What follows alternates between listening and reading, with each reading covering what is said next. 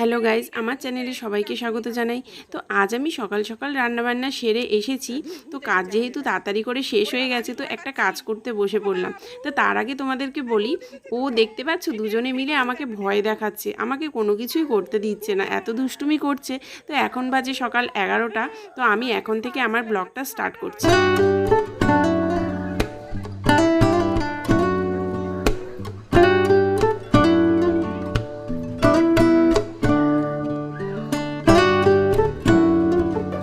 তো এরা দুজনে আমাকে গামছা ছুঁড়ে ছুঁড়ে মারছে, সেই জন্য আমার চোখের মধ্যে এসে লাগলো। আর দিদি যেহেতু জল খাবে বলে বায়না করলো, তো দিদিকে দেখে বোনও খেতে আসলো। না হলে তো আমার মেয়ে সারাদিনে জল খাওয়ানোর জন্য পেছন পেছন ঘুরতে হয়, জলই খেতে চায় না, একদমই জল খেতে চায় না। দিদিকে যেহেতু দেখলো তাই ও খাচ্ছে। আর আমি ওদের মাঝখানে বসে শাড়িটা সেলাই করছিলাম। ওরা এতটাই বিরক্ত করছিল, শাড়িটা কিছুতেই আমি সেলাই করতে পারছি না। আর শাড়িটা আমার প্রায় 5 বছর হয়ে গেল বিয়ে হয়েছে। মা বিয়ের সময় আমাকে দিয়েছিল শাড়িটা ফুলসজ্জায় পরার জন্য, কিন্তু যেহেতু পাড়টা কালো বলে সেই জন্য আমি পরতে পারিনি শাড়িটা। এতদিন পর্যন্ত শাড়িটা ধরা ছিল, পুরো নতুন শাড়ি। তো ফলস পাড় লাগাচ্ছিলাম আমি বসে বসে।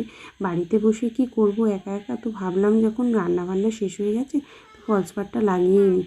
আর এতদিন ধরে শাড়িটা পরে আছে যখন, এবারে ভাবছি জামাই ষষ্ঠীতে শাড়িটা পরে যাব, তো সেই জন্য আমি ফলস পাড়টা লাগাচ্ছিলাম। পুজোর সময়ও শাড়িটা নিয়ে বসেছিলাম ফলস পাড় লাগানোর জন্য।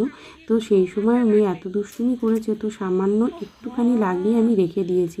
তো পুজোর সময়ও শাড়িটা পরা হয়নি, ভাবলাম সেই জন্য জামাই ষষ্ঠীতে পরবো। তো দেখা যাক সেলাই করা যায় নাকি। কিছুটা সেলাই করে আবার ওরা এতটা দুষ্টুমি করছিল সেই জন্য আমি আবার তুলে রেখে দিয়েছি। বিয়ের প্রায় 5 বছর হয়ে গেল, ভাবতে পারছো এতদিন ধরে আমি শাড়িটা যত্ন করে রেখেছিলাম, পরবো আর পরাই হয়নি। তো অনেক বেলা হয়ে গেল শাড়িটা সেলাই করতে করতেও। এবার স্নান করানোরও সময় হয়ে গেছে, প্রায় 12টা বাজে। তো মেয়েকে স্নান করাতে হবে, খাওয়াতে হবে, তো সেই জন্য শাড়িটা ভাবলাম গুটিয়ে রেখে দিই, অন্য আরেকদিন বাকিটা সেলাই করব। তো এবার ওকে স্নান করাবো, খাওয়াবো, তো এই করতে করতে 1টা বেজে গেল। যাই হোক, আমি অন্য একদিন তোমাদের সাথে আমার বিয়ের ভিডিওটা শেয়ার করব। সামনেই বিবাহবার্ষিকী আসছে, তো আজকে আমি এটুকুই তোমাদের সাথে ব্লগটা শেয়ার করলাম। তো যারা আমার ভিডিওটা দেখছো তাদের মধ্যে নতুন কেউ থাকলে অবশ্যই লাইক কমেন্ট শেয়ার করে দিও প্লিজ।